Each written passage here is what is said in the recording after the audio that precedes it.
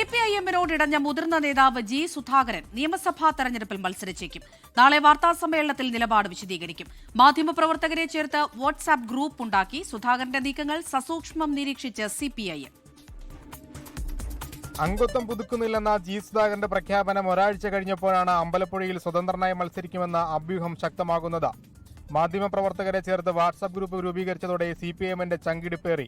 നാളെ മാധ്യമങ്ങൾക്ക് മുന്നിൽ ജി സുധാകരൻ നിലപാട് വ്യക്തമാക്കും.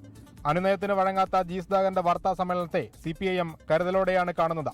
പാർട്ടിക്കെതിരെ ആക്രമണമുണ്ടായാൽ പ്രതിരോധിക്കാൻ സജ്ജമാണ് CPIM. ജി സുധാകരനെതിരായ പഴയ ആരോപണങ്ങൾ പൊടിതട്ടിയെടുത്ത് ചർച്ചയാക്കുകയാണ് ലക്ഷ്യം.